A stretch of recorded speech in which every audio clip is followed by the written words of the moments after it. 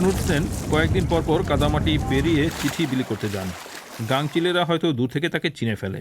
যাত্রা শুরুর আগে জোয়ারের খবর নেন তিনি। রাত 3টা 8 মিনিটে পানির উচ্চতা 431 ছিল।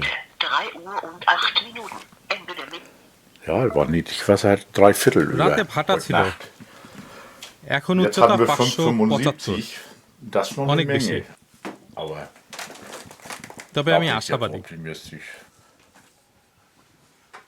69 বছর বয়সী ক্নুড এখন তার ডাকঘরে আছেন, যেটি পেলভর্ম দ্বীপে তার বাড়িতে অবস্থিত। যদি ভাটার সময় পানি পর্যাপ্ত না কমে তাহলে চিঠি বিলি করা যাবে না। বাইরে এখন যেমন পানি দেখা যাচ্ছে তেমন হলে চিঠি দেওয়া যাবে না। 6 ঘন্টা পর পানি কমে কাদামাটির দেখা পাওয়া গেল, তাই ক্নুড কাজ শুরু করেছেন। অনেক সময় ক্নুডের সঙ্গে কিছু পর্যটক যোগ দেন।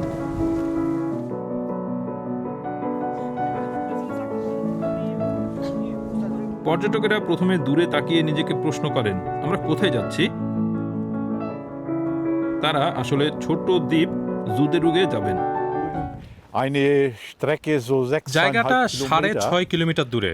আমরা সেখানে ঘন্টাখানেক থাকবো, তারপর একই পথে ফিরে আসবো।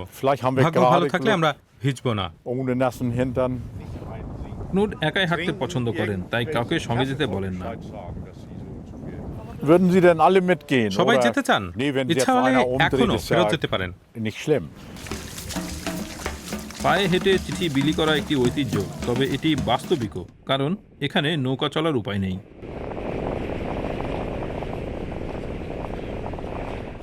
পানি কাদার মধ্যে হেঁটে পর্যটকেরা সামনে এগিয়ে চলেছেন।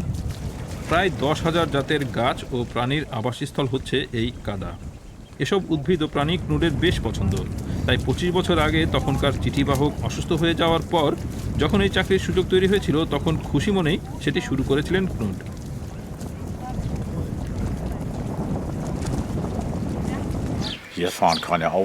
এখানে কোনো গাড়ি নেই, তাই গাড়ির শব্দ নেই, তাই আপনি পাখির শব্দ শুনতে পারেন। আর কয়েক মিটার পথ পেরোলেই গন্তব্যে পৌঁছে যাবেন ক্নুড। সাধারণ নিয়মেই তাকে সেখানে স্বাগত জানানো হয়। Hello. No. Ja. Moin. Ja, super. এই খামার বাড়িটি দ্বীপের একমাত্র ভবন।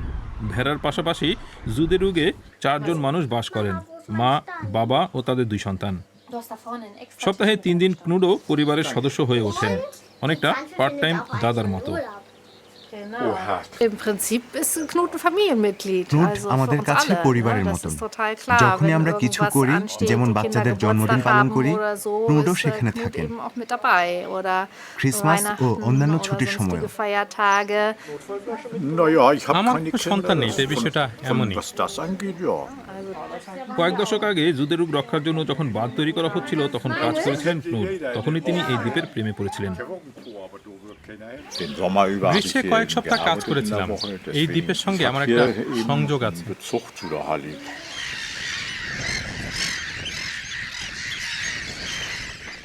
বাতাসের বেগ বেড়েছে, মেঘও জমা হওয়া শুরু করেছে, তাই এখন ফেরার পালা।